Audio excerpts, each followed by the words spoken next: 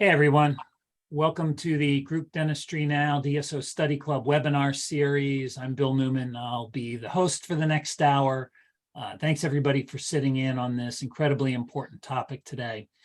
We're going to give everyone just a couple of minutes to file in. So right around 3:02, 3:03 Eastern, we'll get things started. But thanks again for joining us. I know your time is valuable. We will make sure that we stop right at 4 o'clock Eastern. We will have the recording available on the Group Dentistry Now website. You'll have to give us a little bit of a chance to get that together, but we should have it set up this evening for you to access it. We'll also be sending out follow-up emails for everyone that watched this, giving them a link to the recording. And then also for the folks that signed up but weren't able to attend live, you'll have access to it as well. This is the DSO Cybersecurity Threat Webinar.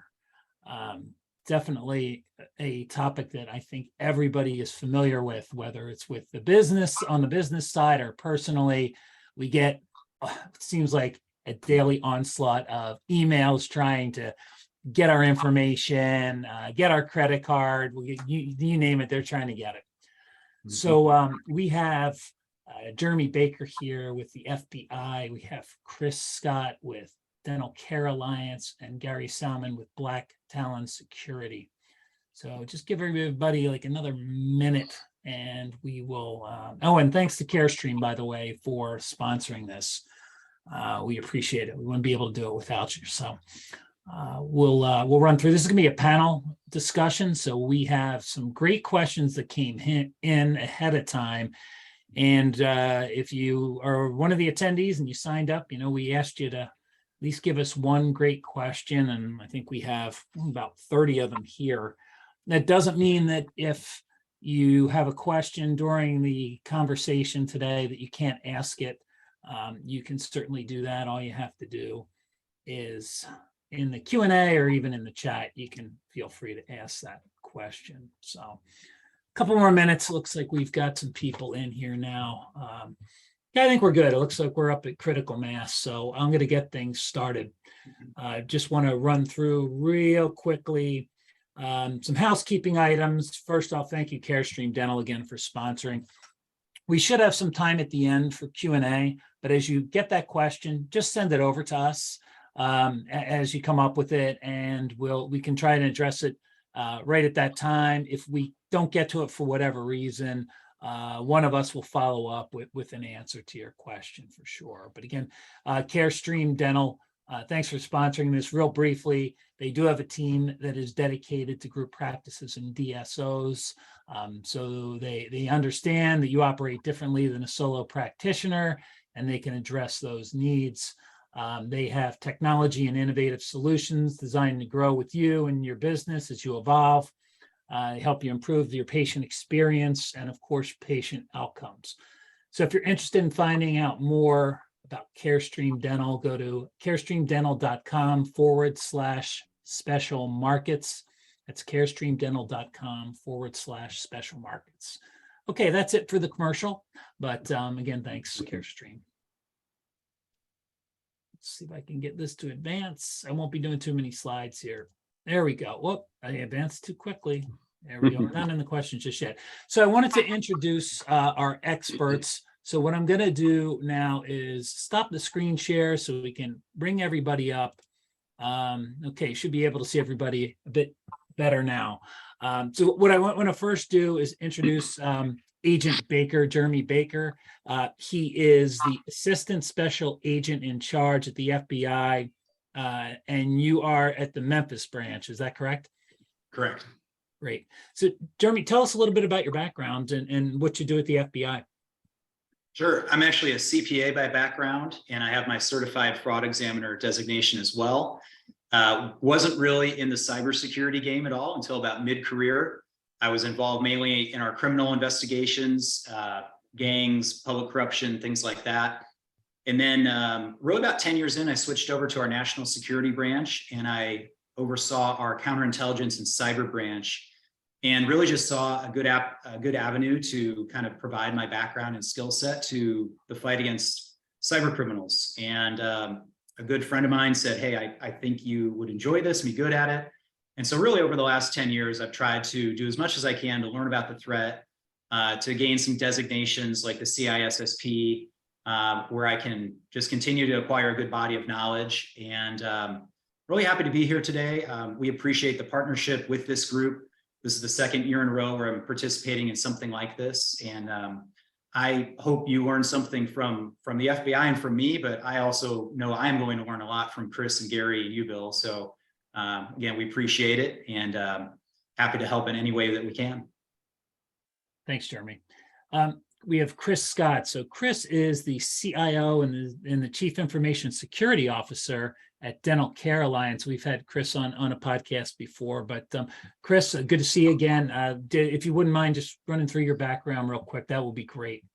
Absolutely. Yeah. Nice to be here. And thanks for the invitation, Bill. So yeah, I'm a career IT guy. Yes, my first job was in 1990. So I've been around for a few years. I've been a technical consultant for many years. And then I started to get into larger Fortune 100 companies. I worked with 4 different divisions of General Electric. And then I moved to Humana in 2008. And then in 2012, I actually was the IT executive in charge as we were starting to buy medical practices, primary care practices. And so that's where a lot of my security training started, was in 2012, as we started to integrate, acquire and integrate a lot of these different offices.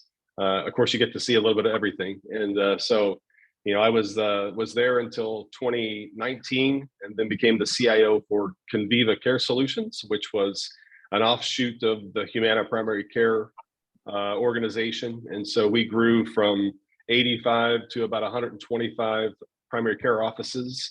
And my inside joke is that we did so well from a business perspective that Humana bought us back. And then me wanting to be the independent CIO and CISO, I took the job at DCA in 2021. And so we have about 400 dental offices now in 23 states. And of course, cybersecurity is always top of mind to us. And this is why we're here today, to talk about all the great stuff that's happening in cybersecurity. That's great. Thanks, Chris. And we have Gary Salman, who is the CEO of Black Talon Security. Gary speaks at a lot of dental events, so you may have seen him before. He's been on a podcast of ours. So good to see you again, Gary. Pleasure. Thank you for having me. Little bit of background on you, Gary. Sure. So I've actually been in the dental technology space for about 30 years. Chris, you beat me by 1 year. I started in 1991. So you win the award. There you go. So I started a company, and we actually engineered software specifically for the oral maxillofacial surgery space. And in the late 90s, I kind of had this vision of like, why are we selling servers and putting software on servers, and built probably one of the very first healthcare cloud systems. And it wasn't even called cloud back then. You know, it was just server-based computing. And by early 2000s, we had a couple thousand people logging into our infrastructure and running, you know, their practice management, their EMR systems off of our cloud technology. And that was actually my first segue into cyber, because even back then there were cyber events, nothing like we see today. And actually my first interaction was with the FBI when we had an attempted attack on our system in 2002, and the New York City field office helped us out quite a bit. Yeah. So that's how far back this stuff goes. Actually, you guys ended up arresting him, as a matter of fact. So it worked out well. So kudos to, yeah, right. Win for the good guys. So that was really my first introduction into the cyber world when we started deploying this cloud technology, and then worked for a company in the dental space for many years, running their orthodontic and oral surgery divisions, and then spun up Black Talon in late 2018 out of necessity. You know, I was getting a lot of calls from practices of all sizes saying, hey, we got hit with ransomware, we're down. You know, we've been down for a week and a half already. What can you guys do? And, you know, basically got a bunch of really smart folks from Wall Street and Fortune 100 companies together and said, hey, let's help out small businesses. And I also have 18 years law enforcement experience. So I think blending kind of what we do, this highly technical world, and dealing with criminals, not that we're going out and arresting them, but, you know, you're dealing with a criminal element. So I think that background that I have helps me with what we do. And then we secure about 26,000 computers in the dental space. So that's our footprint right now. Everything from small little dental practices up to, you know, DSOs with 250 locations. So That leads me to my first poll question. Thanks, Gary, for the lead in there. I didn't even, I would have forgotten about it, but we want to know how many locations you have. So I am going to launch the poll here. If folks wouldn't mind jumping on and answering, let me know how many locations you have. This is always fun. I love to watch the chart just go up and down here. So this is kind of entertaining. So looks like we've got a good chunk of people. Let's get a couple more responses here before I end the poll.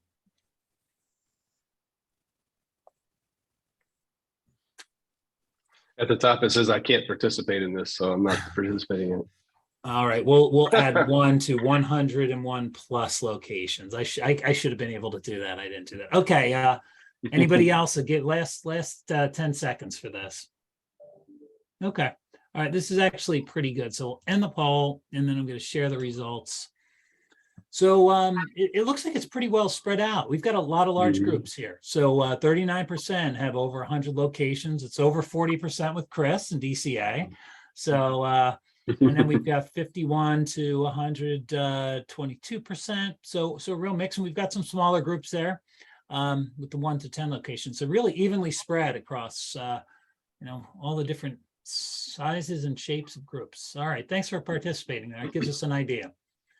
For sure.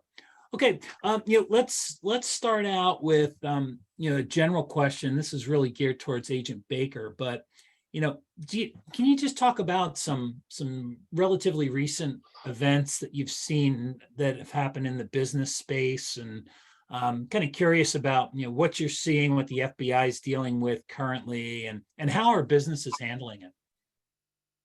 Yeah, good question. Happy to do that. And in recent years, I've been able to see the operational side as the assistant special agent in charge over our cyber program. And then also currently I have our intelligence program. So I have a team of analysts that really look at these things both in Memphis and Nashville. And I do some other things where I'm tied in with our cyber division back at our headquarters, which ironically, Gary, was stood up in 2002. So you were on the cutting edge of working with the FBI back then. But really, I would say 3 things, Bill. In general, we continue to see a lot of business email compromise.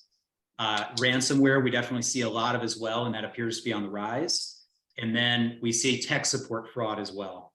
So just kind of handling those in a couple different ways. The business email compromise, or BECs, they could involve an intrusion, but oftentimes they're just very sophisticated and clever social engineering schemes. Ransomware typically involves an intrusion, so that's a little bit more of a complex problem for us to look at. And then the tech support fraud is usually social engineering as well. Again, may have been an intrusion, but a lot of times these are literally just the very forceful, clever, creative. They create a sense of urgency type phone calls that we get about vehicle warranties. Gary was sharing a story before about somebody calling allegedly the HP help desk about a printer, these sorts of things. So just to give a little bit of data, the business email compromise, we get our data from the FBI from ic3.gov. That's the Internet Crime Complaint Center. So it's led by the FBI, but a multi-agency center.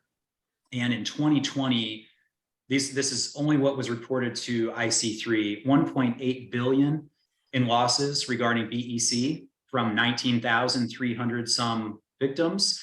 Ransomware, again, this has to be grossly underreported. It's only what came into IC3, but it was 29 million.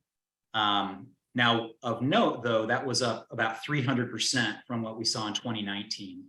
So we believe that will continue to grow, and the actors are becoming more sophisticated in what they're doing as well. Wow. So the threat isn't going anywhere. It's just increasing. And the sophistication level is increasing as well.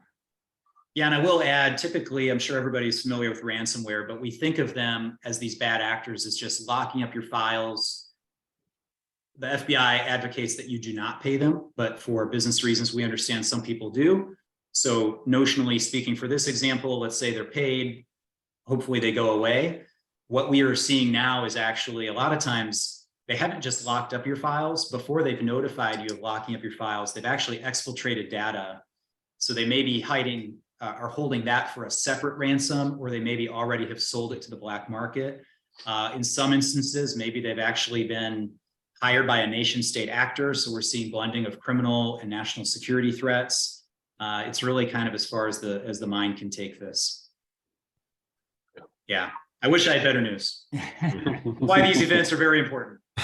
That's why we're on the webinar today. Hopefully we can figure this out and prevent these things from happening, or at least, prevent the opportunity, right? I mean, I guess there's always an opportunity, but we can alleviate that as much as possible. Gary and Chris, what are you both seeing in the dental industry specifically? I mean, what types of things, Gary, are you seeing with your clients? And then Chris, what's your experience? In terms of the types of threats? Yeah, I mean, is it similar to what Jeremy's talking about? It is. I think a lot of these threats that present are relatively agnostic, right, to the type of business, unless they're going after a specific type of organization or vertical market. But across the healthcare space, tons of phishing emails and spear phishing emails, targeting specific individuals within organizations or just blanketing the whole org. We talked a little bit about this before we started payroll fraud. That's something we have seen numerous times where threat actors, bad actors have filled out what appears to be an ADP form, a direct deposit. They get it over to HR or finance and ask for an employee's payroll to be redeposited into a new account. And guess whose account it is? The hackers. So we've definitely seen that. But the ransomware is the problem, right? That's the downfall. And as Agent Baker said, it's not so much the damage that's done by the locking or encrypting of the files, it's the stealing of all the patient data. And as a healthcare entity, that's not a great place to be, right? Having all of your patient data, x-rays, driver's licenses, insurance cards, EOBs, everything that's private taken from you is a problematic place to be for a multitude of reasons. One being obviously compliance. And then the other issue is, as you know, potentially, excuse me one sec.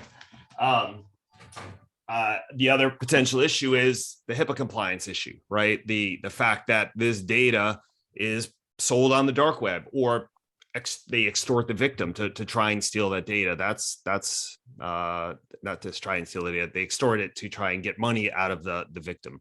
So that's an issue, and it's a bad place to be, right? Because now you have your systems completely inoperable because they're encrypted. Often the operating systems are damaged in these attacks, so the computers don't work.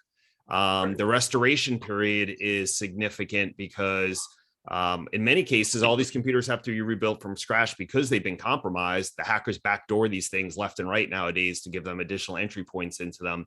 And now you're dealing with a threat. Hey, that's great. You have a backup of all of your data. I'm talking as the criminal. But if you don't pay me, I'm going to publish all your patient records. And you know what they'll do, Bill, is they'll show a sample of the stolen data, right? I'm sure Agent Baker's seen this himself personally, where on the dark web, they will post a small subset of the data showing the patient's name, their driver's licenses, everything, as a way to telling the victim, hey, you want to play? Let's play. Now I think you're going to pay us, aren't you? And many of the times the business has no choice. Unfortunately, no one wants to make these payments to these criminals, right? We don't want to do it on their behalf, right? No one's going to recommend it. But sometimes, as you said, Bill, you just have to do it in order to survive as an organization. So, but yeah, ransomware is really what we consider the biggest risk. And then email breaches. I don't know, Chris, if you want to talk a little bit about email compromises. I'm sure you've seen that in your career. Yeah, absolutely. And I think that, back to the ransomware events, the ones that I've been exposed to, it's interesting looking at some of the forensics that happen after the fact, because it gives you some clues into some of the things that you could potentially do to keep that from happening, right? So I know the latest one that I've been involved with, the issue was there was basically an account that was phished. They guessed the password, then they used the user ID and password to get into an unpatched server. So there's all these clues that are left behind whenever you have a ransomware event. And of course, that can become your roadmap for things to do within your practices to be able to be more safe. So in that example, you could make sure that you have complex passwords. You could make sure that you have a patching strategy for all of your servers and your desktops. You can do some things that really will help to limit your exposure. And then on top of all of that, one of the biggest footprints around ransomware is like Agent Baker said, the exfiltration of data is if you could employ some type of data loss prevention software that will show you when there's large amounts of data being moved on the network. For example, we have a DLP that will start to learn what each person does within the organization. So it can say, oh, Gary usually moves 10 gig of data, but this week or today all of a sudden he's moving 100 gig. So it'll flag him and stop him until we figure out what's going on. So there are tools and processes and things that you can uncover by looking at some of these forensic reports to protect yourself. Had a question come in. Are you going to send this recording to those who attended so we can share it with our leadership? So obviously there's some people that like what they're hearing and they think their boss needs to hear it as well. So yes, we will. For sure. So that was an easy one. Yeah, we'll send out the recording sometime this evening to everybody that's attended. So one of the questions that came in was top threats DSO should focus on. I know we talked, Gary, you said ransomware #1 for sure. Like that's the biggie. You also talked a little bit about people with some other issues, perhaps. So ransomware can come through emails mostly, right? Mm-hmm. You have people reaching out. You talked a little bit about tech service, right, is another issue. Does that typically come in via email? So there's a lot of the source of these issues via some type of phishing through email. The most recent one I had around tech support came in as a text. It was a smishing. So it came in text and it said, "Hey, this is Bob from Geek Squad," and this text actually went to a doctor of ours, and he called him right back, which is something that you don't want to do. And they were able to get right to the door before we were able to stop it. So that's something that's very very common these days is texting, and then also of course email is always out there for phishing as well. Yeah, I'm glad, Chris, you mentioned the texting. So there was a movement by the FCC a couple years ago, and it doesn't seem to have really taken root tremendously well because we all still get these calls.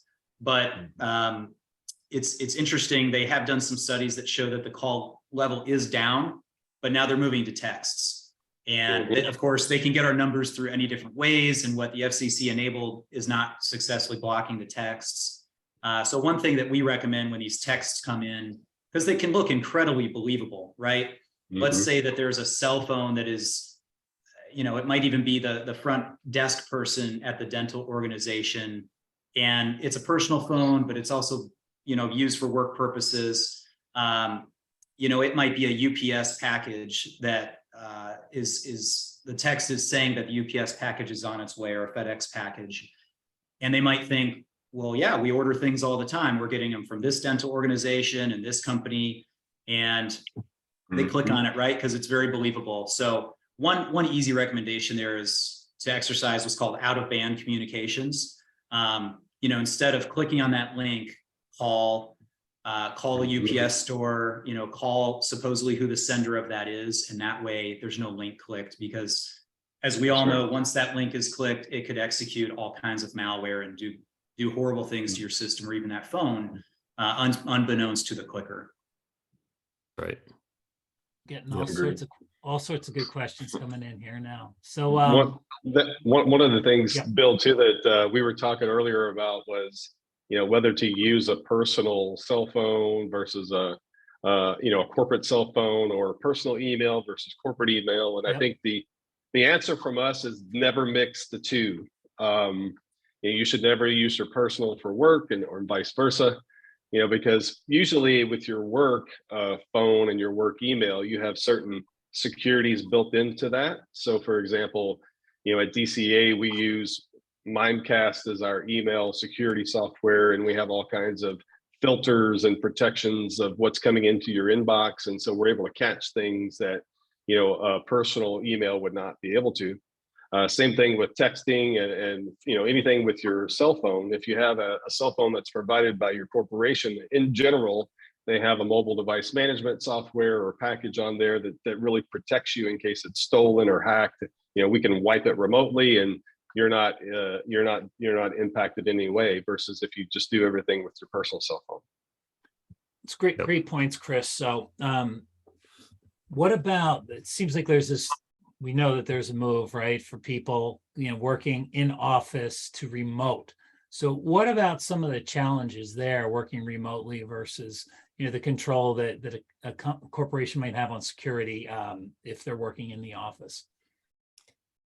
So we've seen some attacks that have originated in doctors' houses that threat actors have breached their home network, and then some of these doctors have a remote an icon on their desktop to remote into the practice. And we've seen ransomware attacks executed that way, where the hacker got into the home computer, saw the icon, double clicked on it, it connect to the office, and then they push their malicious code to these remote connections. So look, remote access, remote employees, high risk. Right now, there's definitely methodologies to properly secure these individuals, but it also starts with personally owned devices versus corporate owned devices, right? I don't believe, I'm sure Chris and I won't speak for Agent Baker, but technically you shouldn't be using a home computer or personally owned computer to access corporate environments. That's just not the right approach.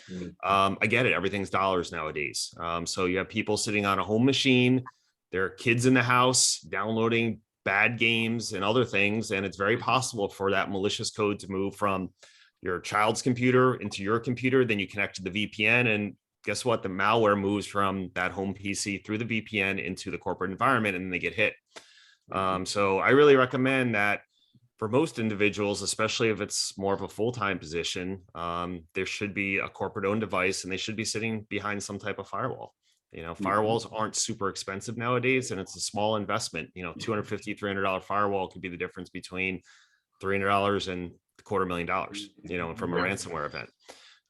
So we definitely need security there. And there's been a lot of really great tools released, especially from COVID, that allows for better security at remote places like XDR, extended detection and response, some AI technology that can help pick up an attack and autonomously fight back. So there's definitely technology out there that helps, but remember that these types of technologies respond when someone has already broken in or attempting to break in, right? Or malicious codes being deployed. So often these are after the intruders entered your house per se. So that's right. Yep. This is a great question wrapped around passwords. So this relates directly to Microsoft no longer having that expiration with passwords, but maybe you can each talk a little bit about the length of the password, password manager, and then how often do you change it? Right. Yeah. Go ahead. Go ahead, Jeremy, if you want to go ahead. Sure, I'll start. So one thing that I've been doing to just try to get more knowledgeable in this field is I'm undergoing a master's right now in cybersecurity risk management. And one of the sources that I've come upon is the current password guidance by NIST, or at least kind of 2017-ish going forward. So if you're not familiar with NIST, it's the National Institute for Standards and Technology out of the Department of Commerce. And so it's pretty interesting science that they've come up with. And essentially, if you remember nothing else, it's length. It's just that length and randomness equals entropy. So I kind of remember that scene from the original Jurassic Park movie with Jeff Goldblum's character where he's talking about the chaos theory. That's what it reminds me of. You're just trying to make it so difficult for especially a human, but even a supercomputer to guess that password. So I am paraphrasing. I may have this not exactly right, but my recollection is they're recommending somewhere between 16 and 20 characters, 4 or 5 short random words strung together. They can even be all lowercase. And because it is so random and long that unless there's a compromise of that password, they advocate that you don't even have to change it. So it can be a little tricky, but the place where I'm actually doing my master's, they required this of us because they said, hey, if you're doing a cybersecurity master's, you better learn how to do what you're going to go out and tell people to do. And it was cumbersome to learn that password, but once I got it down, now I know it. And I will tell you, it is so random that unless the source of that was compromised, like i.e. my school's SQL database, wherever that password is kept, it really shouldn't be compromised. Mhm. Yeah, I agree with that. It's very important. And I know when I first started at DCA, there was really no process or procedure around passwords. I think they had a 6 or 8 minimum characters, and that was it. But when I came in, we established a 14-character complex password, something that at least had to be, have a number and a special character and all that, be at least 14, could be up to 18. And but just like you said, Jeremy, it's the link that really makes the password. I mean, you could, at the end of the day, you can put something that's very personal to you. I like to go to the movies on Saturdays and Sundays. If you wrote that all together and that's your password, nobody would probably ever figure that out, even if it doesn't have any special characters or numbers. So that's definitely true. Now, the third thing I would add to it is password should be unique, right? Because we see if a password is compromised, the hackers will take special hacking tools, take your username and password and try and stuff it into hundreds or thousands of different websites. So we've personally seen bank accounts compromised, email systems mostly compromised, because when you talk to the victim, they're like, yeah, I kind of use that password all over the place. It could be a complex password, but you use it on 20 different websites. And when one of those websites gets hit, you're probably going to get hit in the future because of that. So I agree with everything that was just said, though. Any thoughts around these password managers that exist out there?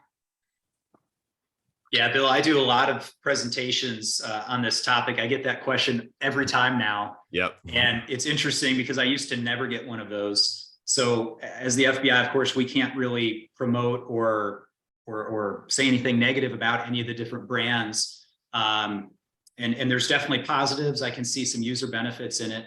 So I think like with a lot of different products that people would use, you want to make sure that you feel good about the company, good about the brand, that they're going to stand behind it. Just one question that I think is important to ask is what if they get compromised?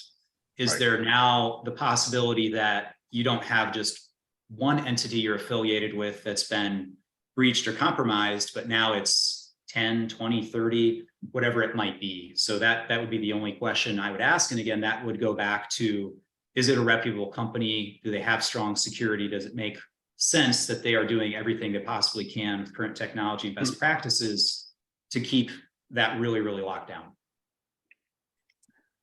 Yep. And I think the other nice thing of these password management tools, and Chris, I love your opinion, is it makes it really easy to create strong, unique passwords, right? So everything we've been talking about, 14 to 20 character passwords, become literally one click of a mouse, and there you have your random password, and it's unique for every single website you go to. With anything, there's pros and cons. So that's my biggest fear also with these password tools. Someone gets in and it's going to be game over for probably millions of people. So that's right. Hopefully we never have that conversation. I'm usually less of a fan of password managers for my personal use than for corporate use. Like, we have a privileged access management system that, takes care of all of our admin accounts and service accounts, and you have to check them in and check them out. The passwords change all the time. You have to have certain rights before you can even access the tool, things like that. So in a corporate environment, I'm a big fan of those types of tools, but not so much personally. But that's just me. On this last question on passwords, another one just came through. This is for a dental group. Google stores passwords for our insurance websites. Is that a good idea to ask it to save my password? No, I'm gonna stick my heels in hard on this one. I'll give you a case we just dealt with this exact scenario. So, but I don't know, Chris, what are your thoughts? Yeah, no, I was just going to say it's never a good idea to save it, just because all the hackers know that, Google saves passwords too, right? So that's the first thing that they want to go after. So yeah, I would say never save your password, always decline it, and, find some way to remember it yourself, or, have some kind of manager, that you have some kind of password manager, but never save it in the software itself. Yeah, and there's specific hacking toolkits that the criminals have access to that are designed to grab that file, exfiltrate it, and then crack that file, and then all of a sudden you'll see the website address, the username, and the password to one to hundreds of websites you frequent. So you definitely don't want to store those there. But we did a very interesting case recently where the hackers had breached the network and installed screen sharing software in the environment. And this is a dental practice. And at about 2 a.m. in the morning, they opened up the browsing history and they saw the websites that they had frequented.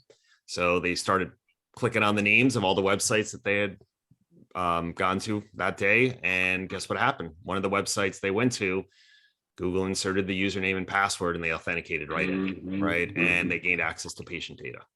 So, you know, we have to think about things a little differently. Everyone thinks it's going to be a phishing email or some really complex breach. Sometimes it's the most simplistic things: gain access to a computer and look at the browsing history. And you don't have to crack passwords. You don't have to guess passwords. You don't have to do anything fancy. It's a 10-minute attack and it's over. So yeah, So- don't store them.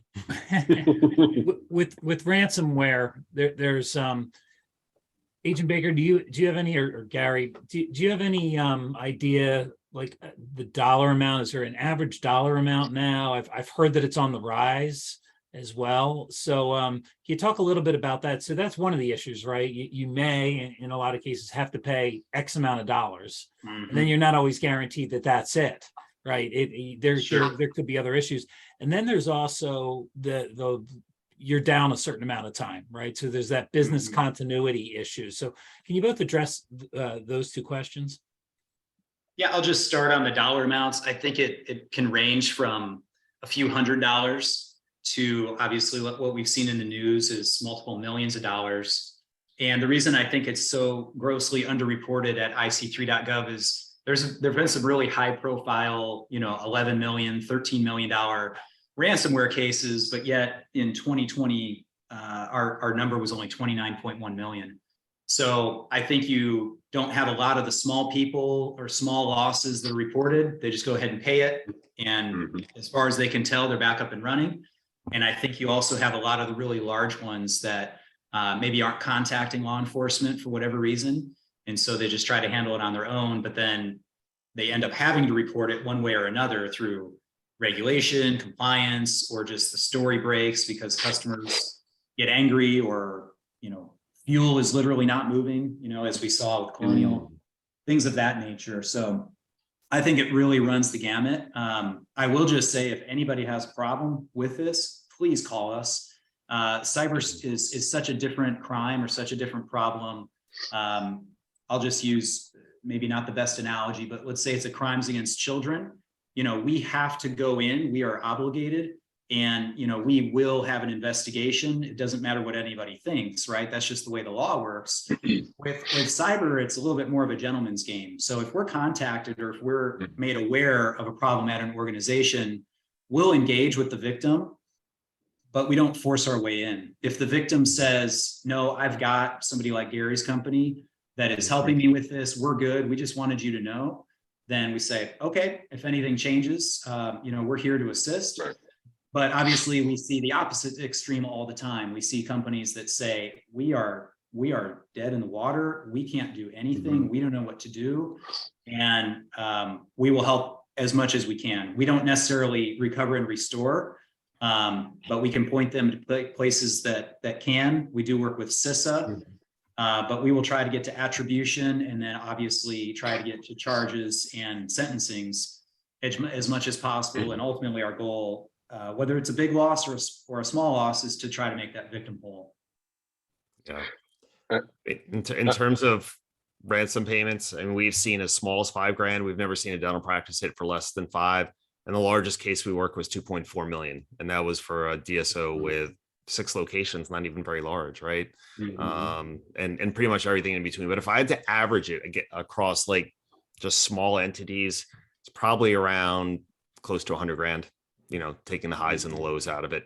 And that's just the ransom payment. That doesn't include the loss of business interruption, because as most of you know, you can't function as a dental organization. You're just dead in the water for weeks, right? Nothing functions. And then all those patients that don't show up, all the insurance that doesn't get processed, payroll still has to get paid, and everything is supposed to continue on like nothing happened. But unfortunately, something significant has happened. So That kind of leads to Chris. Go ahead, Chris. Yeah, I was going to say, one of the things that I was surprised by, having, dealt with some of this in the past, is this is a business. This is a business to people outside of your organization. It's sport for them to be able to go through and get your data and hold it for ransom. Just like I mentioned before about, how do you protect yourself? While you look through these forensic reports and the readouts of what happened, you'll see things like, oh yeah, we know this group. They're in Russia. They're really easy to work with. All we have to do is give them the payments. They take it, via crypto, blah, blah, blah, blah.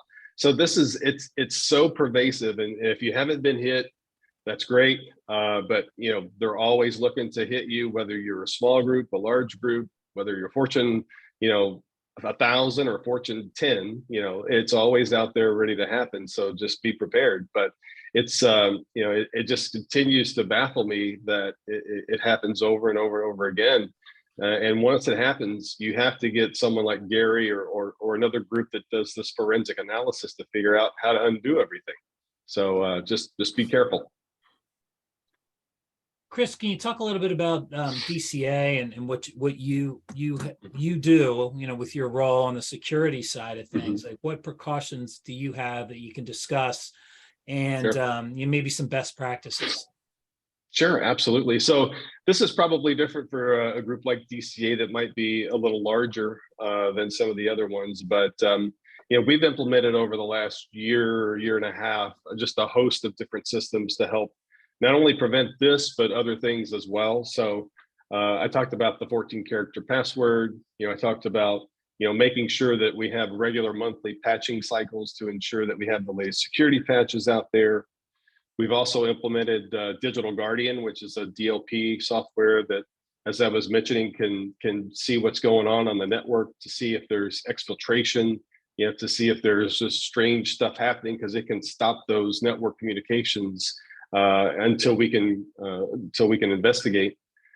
We've also implemented the privileged access management software, the identity and access management software. So there's lots of stuff that we've done over the last year and a half that have significantly improved our posture.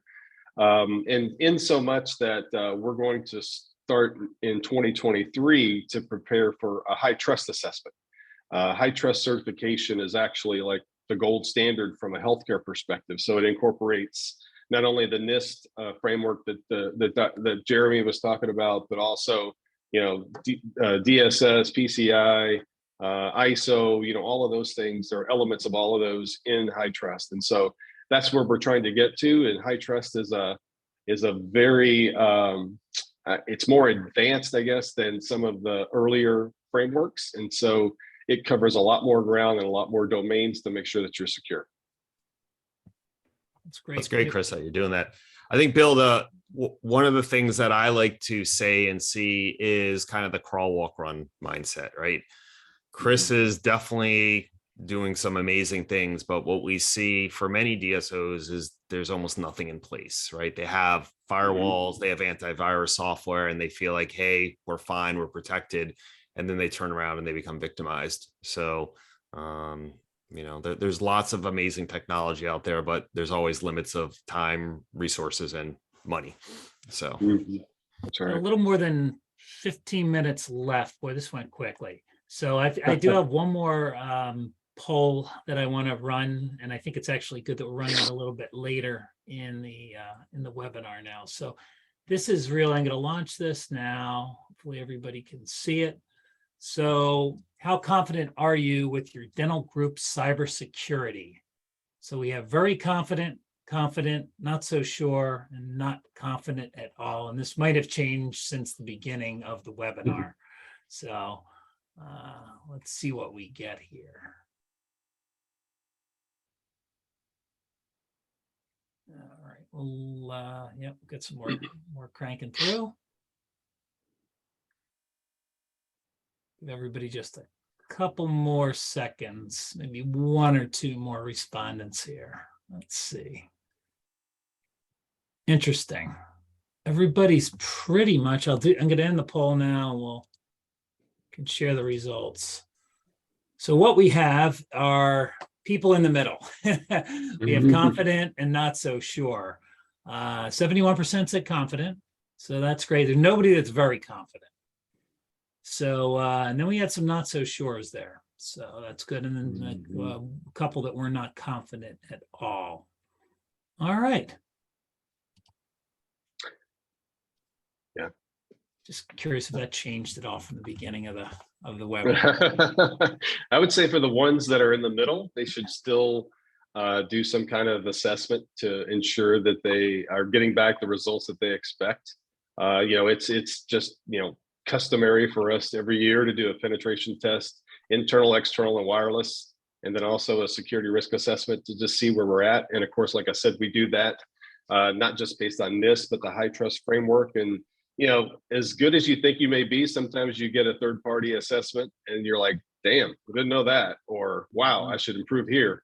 So, that's just my 2 cents on that is third-party, unfiltered, just, get the solid truth about what's going on in your environment. So I think it's the trust but verify. Sorry, Bill. It's the trust but verify, right?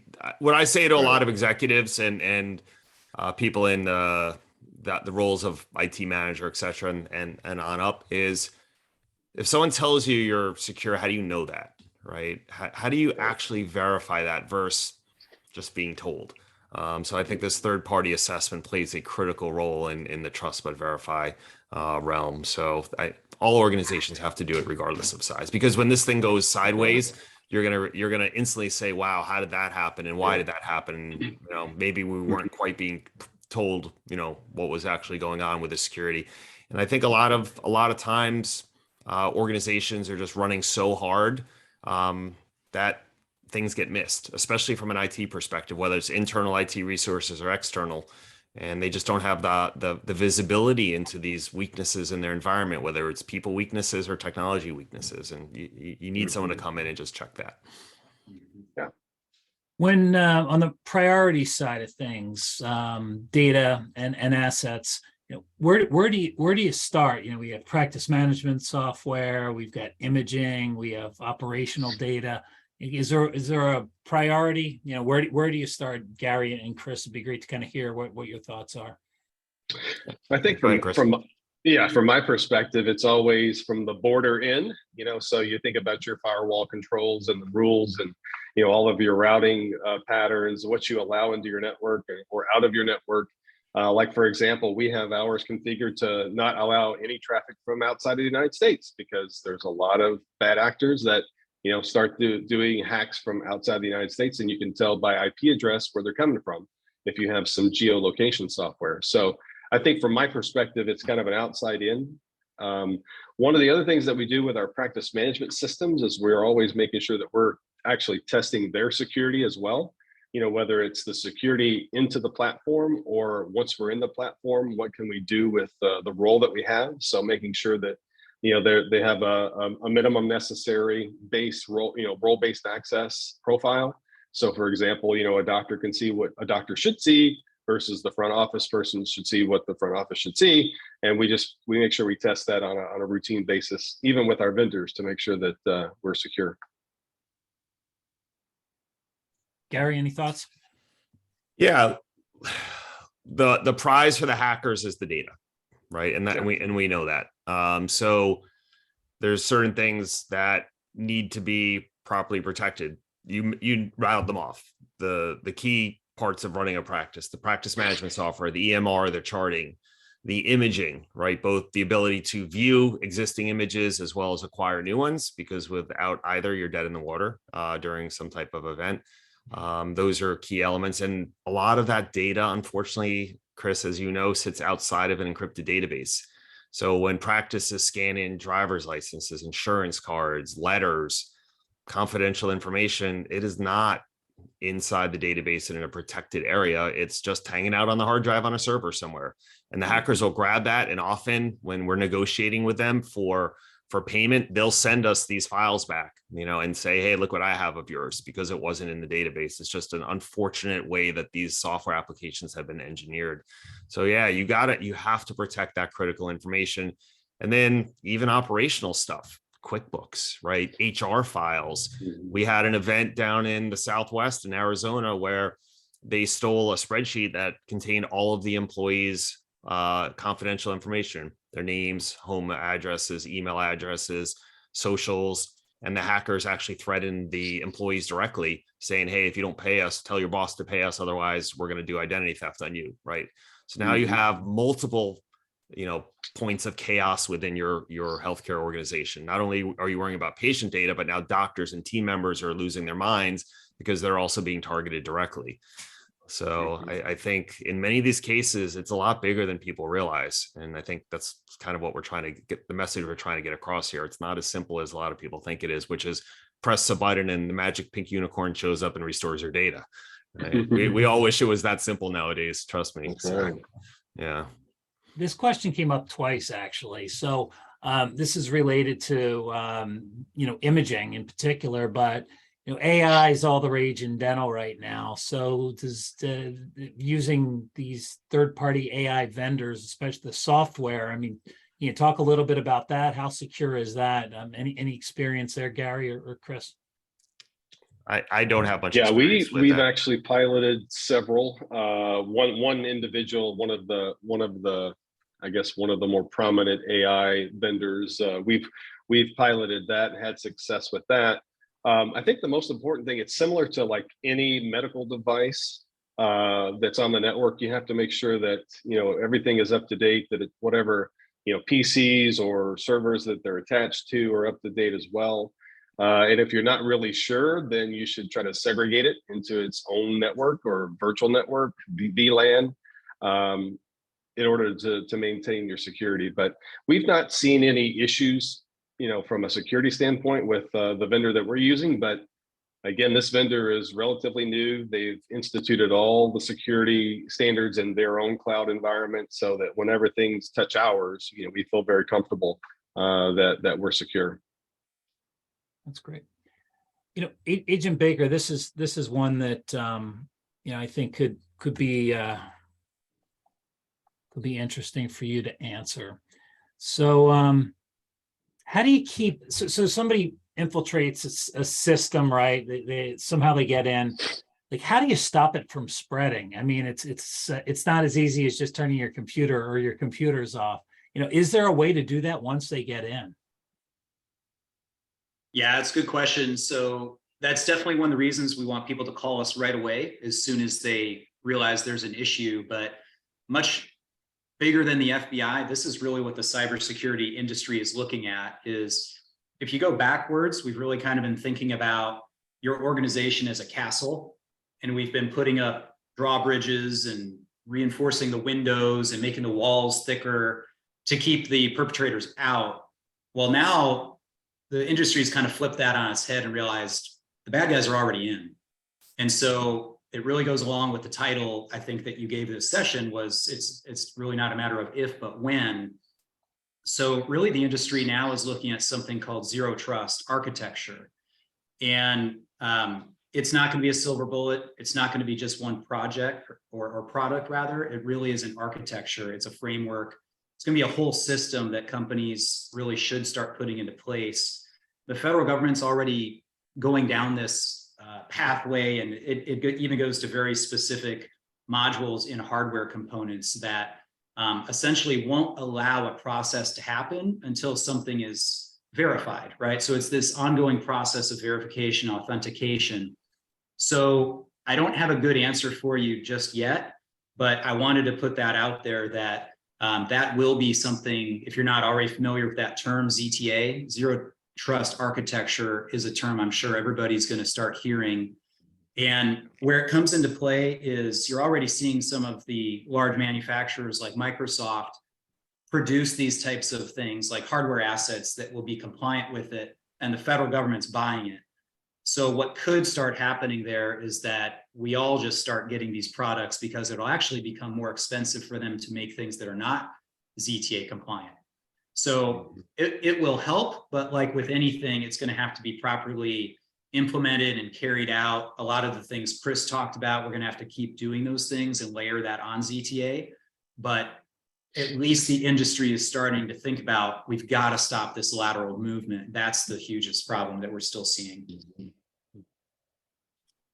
Yeah, and just to add to that, I mean, back in the day, it used to be all about single sign.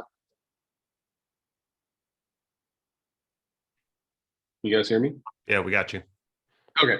Yeah. So back in the day, it used to be all around single sign-on. So you wanted to sign in once and get to everything on the network and all that stuff. Well, those days are almost over because of zero trust. Because you want to make sure that if you're jumping from your email to a SharePoint or to OneDrive or to whatever, that you're authenticating over and over to make sure that that's still you, because that's part of the security posture, and that's part of strengthening the security posture is through zero trust. And I agree with you, Jeremy. I think it's going to be pervasive here over the next decade. I think everything's going to have to be zero trust certified. Yeah. Really interesting. I think where we are though right now is based on our experience. Most of the time when we get a call of an event, it's over, right? Yeah. All the machines are encrypted, all the data's been stolen, email's been compromised, etc. It's pretty rare that we get a call in the dental industry. Outside the dental industry is a little different, but inside the dental industry, it's pretty rare we get a call saying, "Hey, we're actively under attack. Can you help?" Right. Because a lot of these smaller groups, even some of the mid-sized DSOs, probably don't have any technology that's going to alert them that this is occurring. So that's the unfortunate thing.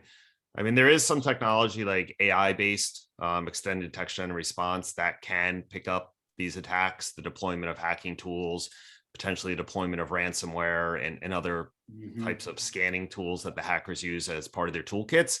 And the AI technology can actually identify this and start killing those processes, isolating machines autonomously, things like that. But once again, this is occurring once someone is in your network or some type of malicious codes there. So it's kind of your last line of defense. It's like the barking dog trying to get someone out of your house. So, but yeah. And Gary, I would agree with that. We typically get the call once the damage is done. One thing that has been encouraging, it could have been tools like you just described, or it could have been others, but we have started getting more calls now where some organizations say, "Hey, I'm seeing something strange." And we go in and sure enough, it's the bad guys kind of laying the groundwork to commit ransomware. That's good. I think the word is getting out, and monitoring and sophistication is getting better with some organizations. It absolutely is. The technology is there. And to your point, what we're also starting to see is the insurance companies that are providing cyber coverage starting to demand, not ask or suggest, demand that you have some of this technology in place, or they will not bind coverage, or you'll pay 10 times what you paid last year if you don't want to put the technology. Right. Because the losses have been substantial, and they've now done their analysis, and they've looked at a lot of these payouts on these cyber events and realized if these organizations had done the training and the penetration testing and vulnerability management and some of these other things and XDR software, maybe they wouldn't have paid out a massive claim. I think security has to be viewed as a multi-layered approach. And I bet everyone on this call will agree, just dropping a piece of software on your network and saying, "Hey, I see a little icon in my corner of my screen, so we're protected now," or being told that by your IT vendor, that's not the answer. That just doesn't work anymore. And unfortunately, we also see, and I'm sure you've seen this, Agent Baker and Chris too, in some of these cases, the hackers get in and disable a computer's defenses. There is some relatively advanced technology out there that can still be defeated, or doesn't pick up the attack in time and the attack's executed. It has to be a holistic approach. I know it's an easy term to throw around, but it's just like any security layer, even a physical security on your house, right? Having a $15 lock from the local hardware store in the front of your door looks good, but I just come by and give it a little kick with my heel and your door flies open, versus a deadbolt and cameras and alarm system and, a big Roddy sitting on the front porch. So, that's how we have to look at security in a simplistic form. Yeah, agree. This is definitely the fastest hour webinar we've ever had. I think this went really quickly, and we probably could have used at least another hour, but not today. So I just wanted to wrap things up a little bit. I've got the screen up with email addresses for Gary, Agent Baker, Chris, and myself. So we got to most of the questions, not all. So I will send over the remaining questions to the panelists, and hopefully they can get back to you if it pertains to them. But any final thoughts before we go? I kind of want to let everybody have a last word. But first off, thank you, everybody. Agent Baker, Chris, Gary, for being on the webinar today. Great information. But I'll let each one of you have a final word before we let everybody get back to work. Now, for me, it's I love the topic. I love IT security. So if you need anything, just send me an email and we'll chat. Yeah, I would say still for us, the big thing is think before you click, patch, antivirus is a good idea, strong passwords, and back up your data. Probably the big 5 right there. Yeah, one thing that we didn't really talk about is kind of this concept of attack surface. So you understand where you're vulnerable, so you can address that. Can't fix everything in your environment, but if you don't have the most common concept of where things aren't working from a security perspective, can't fix it. So Right. you know, doing things like we've all talked about on this call puts you in a really good position and gives you the ability to make decisions as an executive of the organization as to what you want to do or what risks you're willing to accept. Great. And with that, we'll let everybody go. Thank you, panelists. Thank you, attendees. This has been the Group Dentistry Now DSO Study Club webinar series. You'll be able to access this recording later on this evening on our website or on our YouTube channel. And thank you very much to Carestream Dental for sponsoring this. And that's it. Again, thanks, panelists. Appreciate it. Great info. No problem. Thank Bye-bye. you.